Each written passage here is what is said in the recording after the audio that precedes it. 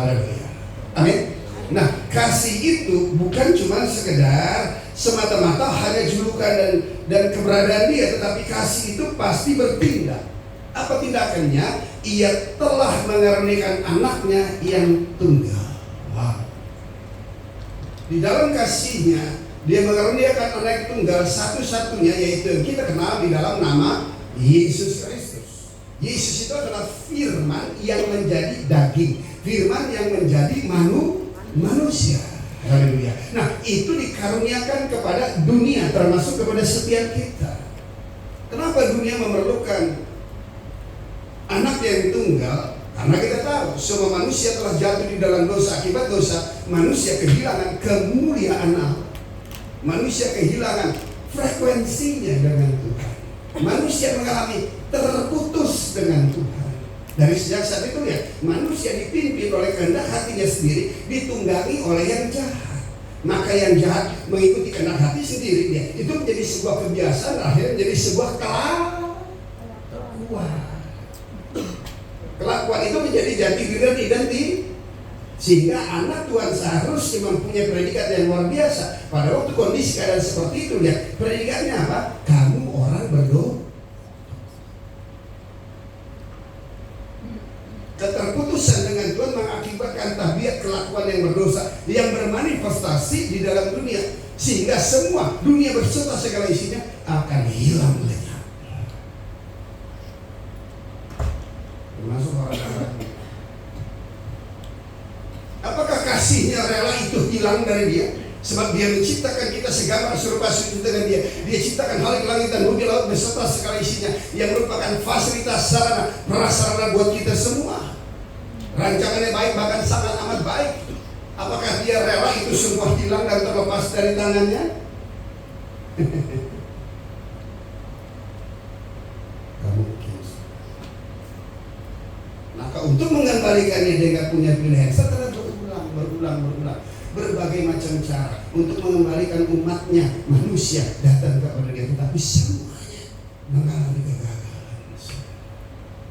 Upaya usaha manusia gak akan pernah mungkin bisa datang kepada dia.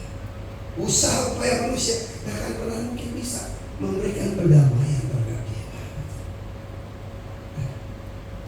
Si di atas ini sertif dia sendiri.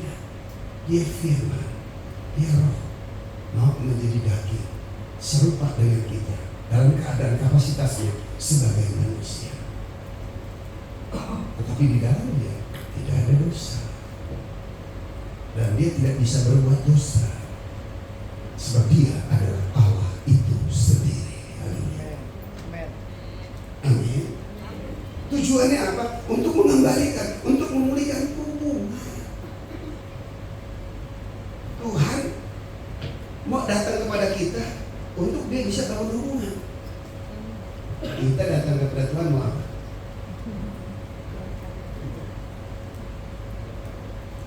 Gak usah jawab, saya tahu kamu dengar dan mikir. Amin. Tuhan datang kepada manusia yang dia inginkan cuma satu.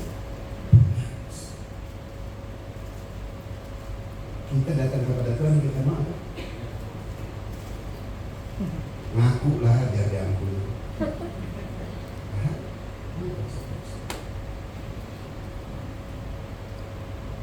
Sehingga di sini katakan, ya, supaya setiap orang yang percaya kepadanya tidak binasa.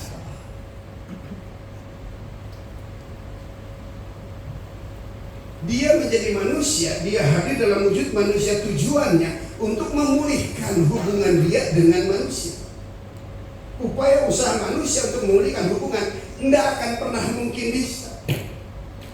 Nah, oleh sebab itu di situ kata barang siapa, sesiapapun saja, tidak memandang latar belakang agama, budaya, suku, etnisnya. Yang penting dia orang yang ada di dalam dunia. Amin. Dan masalahnya, jangan masalah eksklusif. Karena Tuhan bukan cuma datang untuk kita, dia datang untuk semua manusia. Amin. Dan untuk boleh memperoleh itu nggak ada lagi lain.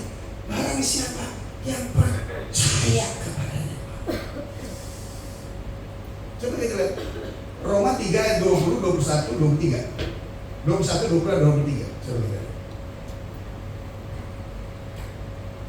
Sekali Yesus selamanya. Coba lihat. Roma 3 ayat 21, 22, dan 23. Iya, gue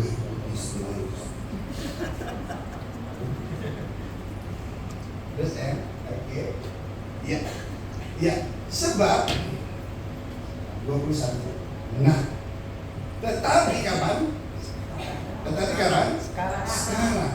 Tanpa hukum Taurat, kebenaran Allah telah dinyatakan. Kebenaran Allah dinyatakan kepada suku bangsa Israel melalui hukum Taurat. Tetapi tidak ada satupun yang sanggup mampu menggenapi hukum Taurat itu, mampu melakukan kebenaran Allah itu di dalam hidupnya. Nggak bisa. Hukum Taurat itu adalah hukum yang kudus, hukum yang suci. Sedangkan manusia nih, bejananya udah tak kudus, tak suci, nggak bisa.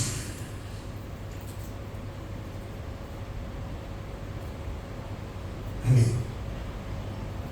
Tetapi apa katanya? Coba kita ayat 21, 22 ini. Ya. Yaitu kebenaran Allah karena iman dalam Yesus Kristus bagi semua orang yang percaya. Sebab tidak ada apa? Perbedaan, ayat 23. Karena semua orang telah berbuat dosa dan telah kehilangan kemuliaan Allah. Wow. Ayat ini saya simpulkan untuk kita. Taruh.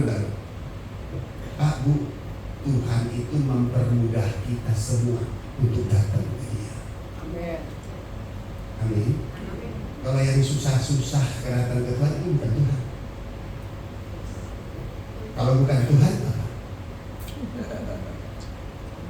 Tuhan itu mempermudah. Kenapa? Yang sulit Dia kerjakan. Amin. Yang sulit Dia kerjakan.